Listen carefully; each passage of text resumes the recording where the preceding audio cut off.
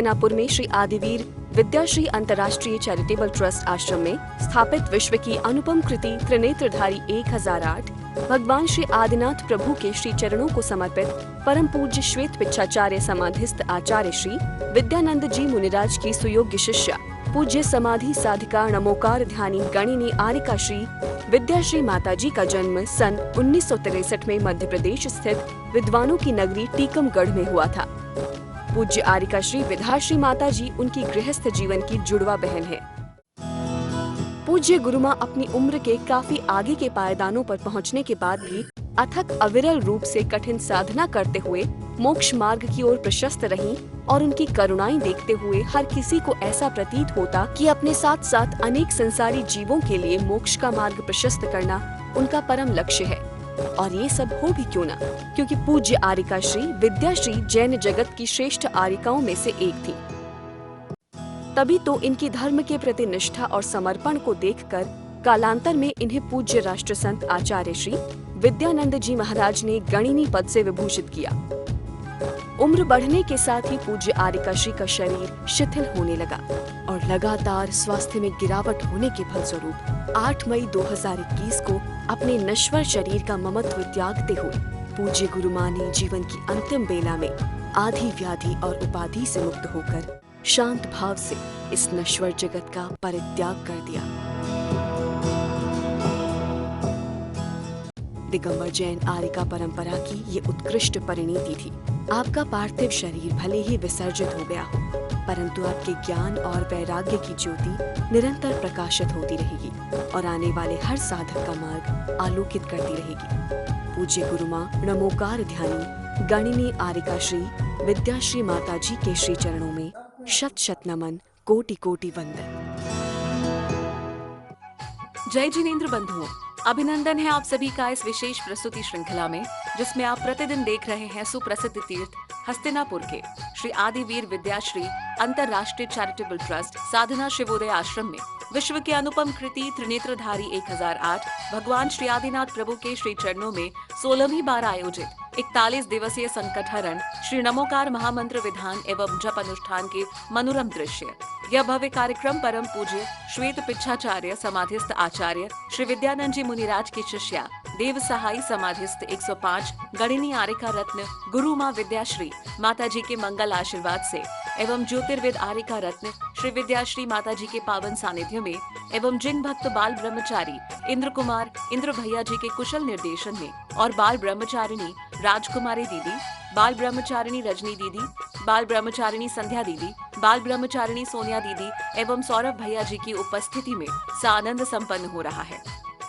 इस महामंगलकारी विधान में प्रतिदिन भक्ति और श्रद्धा के रंग में रंगे अनेकों मंगलमय भव्य दृश्य प्रकट हो रहे हैं। आज आप देखने जा रहे हैं इस महामंगल विधान के 10वें दिन के मंगलमय दृश्य। कार्यक्रम का प्रारंभ करते हुए सभी भक्त विश्व की अनुपम कृति 1008 त्रिनेत्रधारी भगवान आदिनाथ के समक्ष पूर्ण भक्ति भाव से श्री जी का अभिषेक किया गया।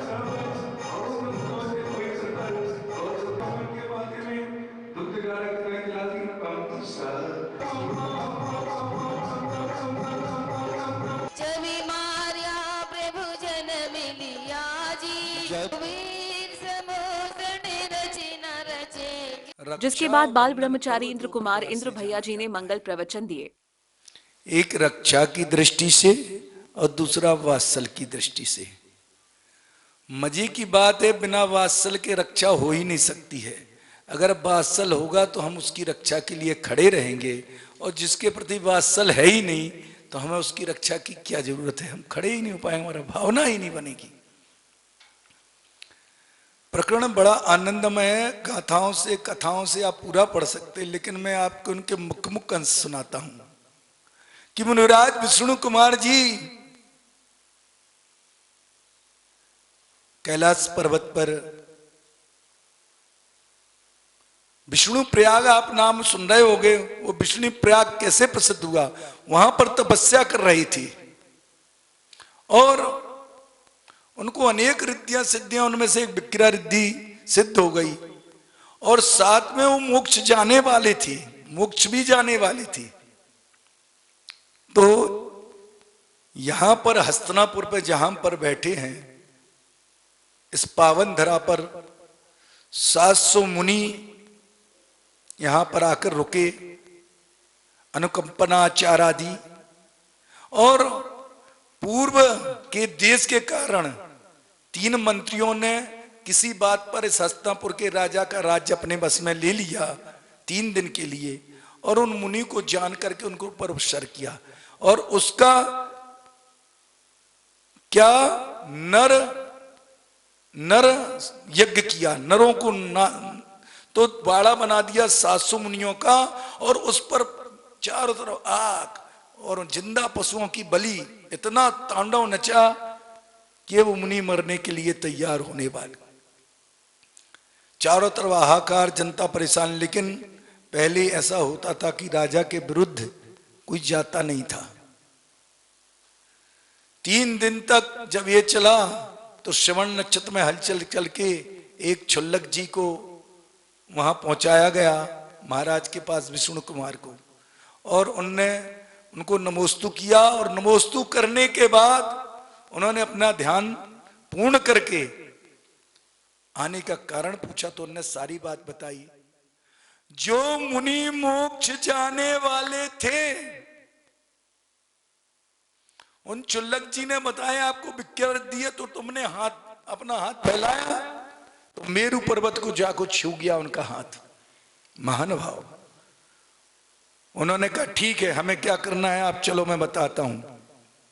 और उन मुनिराज ने 52 अंगुल के ब्राह्मण का रूप धारण किया, वस्त्र धारण किए, और यहां का जो राजा था, जो 3 मंत्रियों ने ले लिया था, उन मंत्रियों ने किमिच्चित दान देने की संकल्प रखा, कोई भी आएगा हर ब्राह्मण को किमिच्चित दान देंगे। वो 52 अंगुल का ब्राह्मण जब इस हस्तिनापुर में पहुंचा तो उन्होंने मांगा कि क्या चाहिए। उनके गुरु शुक्राचार्य थे। शुक्राचार्य ने जाना कि अपनी विद्याओं से कि ये ब्राह्मण कोई कुटिल या कोई रिद्धि सिद्धि वाला है या विक्रिया है। उन्होंने कहा तुम संकल्प मत लो। उन्हें क्या चाहिए? बोले 3 पग हमें जमीन चाहिए, 3 पग जमीन दे दो, मैं अपनी कुटिया बना के आनंद से रहूंगा। तो उस समय के मंत्री हंसने लगे, ओहो ये 52 अंगुल का ब्राह्मण दिया। शुक्राचार्य रोकने के बाद भी उन्होंने जलांजलि दी और संकल्प लिया। प्रवचन के उपरांत जल की धारा प्रवाहित कर श्री जी की शांति धारा संतुष्ट अनुराग परमेश्वरा ऋषि मनु कुरुष्या ओम ह्रीम अरम श्री बांधपुर चिन्ह मनुष्या ओम घंटा कर्ण महावीर सर्व्यादि विनाश जोड़ प्राप्त। तत्पश्चात विधान पूजन आरंभ हुआ और सभी भक्त बड़ी ही तल्लीनता से श्री नमोकार महामंत्र विधान का आनंद ले रहे थे, जिसमें समूचा वातावरण भक्तिमय प्रतीत हो रहा था। पति नरपति दे धन्य भाग्य मेरो भयो करण लगो तुमसे आई जग में सबसे न्यारी कर ले भक्ति भाव से पूजा भवो की सुखारी। महायोगी महाध्यानी मोनी हो गए सिद्धि महाराज सिद्धि शिला पर जा विराजे आहाकार कर भरत महाराज। बब्बी जीवानाम सिद्धांत राष्ट्रन विद्यान गणियार का विद्या श्री संघ के प्रभार आश्रम आश्रम के भक्तजनों की ओर से किस गली में जाऊं, इस गली उस गली, किस गली कैसी गली और किस गली में जाऊं। विधान के दौरान समस्त आरिका संघ की उपस्थिति में भक्तों का उत्साह वर्धित किया। मंत्रों के मंगल उच्चारण करते हुए वाद्य यंत्रों के मंगल नाद पर सभी ने खूब भक्ति भाई। ओम ह्रीं नमो आचार्य परमेष्णिया त्र समुश्रित महानम संसार तब चंद्रम निर्पामति गुरुदेव तुम्हारे बंधन। ओम ह्रीं नमो सर्वसाण साधु परमेष्टि जन्म जरा मृत्यु विनाशनाय जलम निर्पामति। हम सब भक्तजनों की ओर से इस पूरे विश्व के प्राणियों के कल्याण मात के लिए जिन शासन की जय जयकार के लिए महामंत्र के चरणों में अनर्पण प्राप्त। तदुपरांत श्रद्धालु श्रावक श्राविकाओं ने हाथों में जगमगाते दीपक लिए मंगलमय महाआरती। ओम नमो अरिहंताणम, अरिहंतों को नमस्कार। आरती कर लो आदिनाथ भगवान की। अष्ट प्रहतियार प्रभु के सो में अटप्राति यार गाले रे गाले रे गाले रे माँ विद्याश्री की आरती। पूज्य आर्य का रत्न श्री विद्याश्री माता जी ने अपने मंगल उद्बोधन देकर सभी को कृतार्थ किया। आचार्य भगवान से पूछा था कि आत्मा का ध्यान कैसे होता है, तो उन्होंने कहा था कि राग देश का क्षोभ सबसे पहले दूर करो, फिर आत्मा, फिर 7 तत्वों के हे उपादेय का ज्ञान में अपनी बुद्धि स्थिर रखो। तो जीव तत्व अजीव तत्व यह उपादेय है और आश्रव तत्व हे है, बंध तत्व अहितकर है इसलिए हे है, और संवर तत्व प्रकट करने की अपेक्षा से संवर और नेजरा उपादेय है और मोक्ष परम उपादेय। इस प्रकार 7 तत्वों के श्रद्धांश से सम्यक दर्शन होता है। अब सम्यक दर्शन होता है, हम मानते कैसे हैं 7 तत्वों को? जीवादि प्रयोजन भूत तत्व सरदैत्य नमाहि विपर्यत। हम मानते कैसा है? कहते इनके श्रद्धांश से सम्यक दर्शन होता है और इनके विपरीत श्रद्धांश से अगृहीत मिथ्या दर्शन होता है।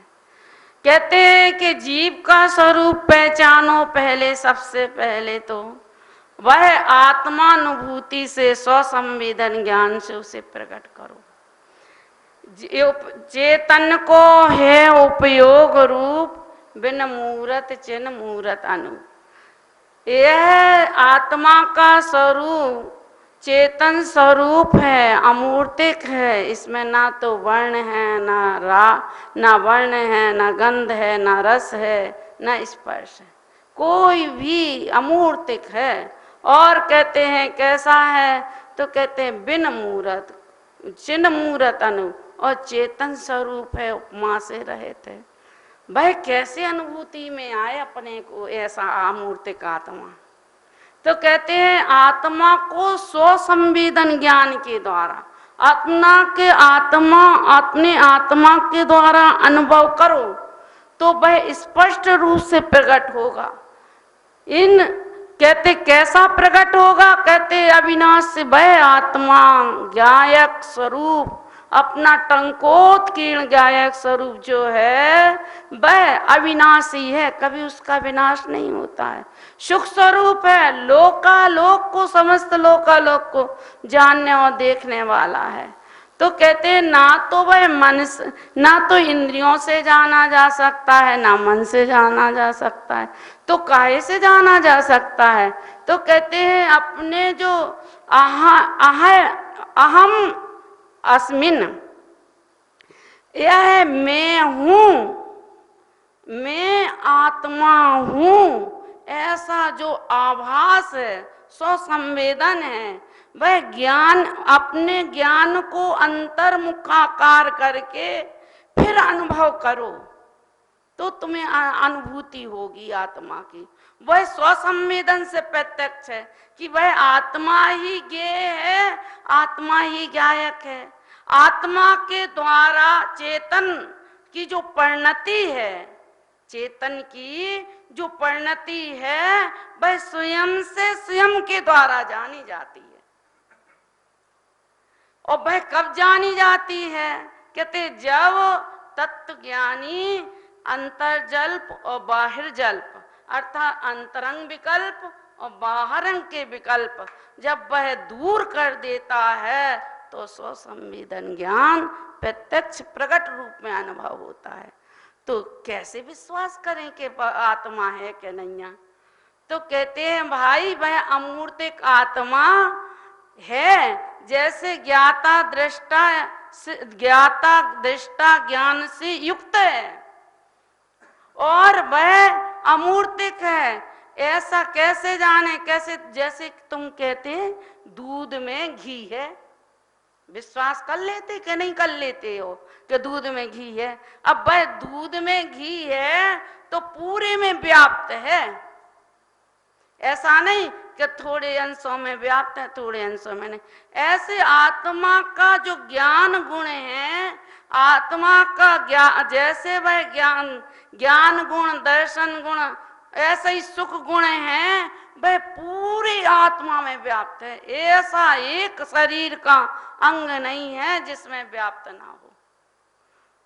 लेकिन मंथन की बात है, जितना जितना तुम मतोगे, जितना जितना तुम चिंतन करोगे, तो तुम्हें आत्मा की अनुभूति होगी। एकांते कहा था ना, अब चित्त विक्षेपा एकांते तत्व संस्थिति।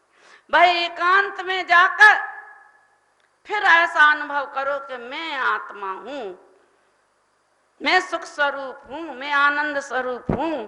तो फिर कहते हैं भगवान आनंद तो आप कह रहे कि आत्मा को गुण है, लेकिन हम तो देख रहे कि दुखी ही दुखी है।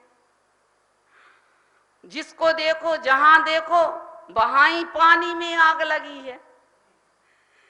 जिते देखो, कोई भी देखो, उस गृहस्थों को देखो तो, साधु को देखो तो कहते वह जो ज्ञान ना होने के कारण, आत्मा का ज्ञान, आत्मा की अनुभूति ना होने के कारण मोह और वेदनी कर्म के उदय से वह आत्मा को दुख अनुभव करता है। आग लगी तो कहते हैं वह क्यों? क्योंकि वह तो पुद्गल, धर्म, अधर्म, आकाश, काल, इन ते न्यारी है जीव चाल। इनसे सबसे आत्मा की चाल, आत्मा का स्वभाव, आत्मा की अनुभूति सबसे भिन्न है। और कहते हैं कैसी है? कहते ताको न जाने विपरीतमान, ऐसा ना जानकर वह शरीर है, सोई आत्मा है भैया। जो दिखाई दे रहा है वही है।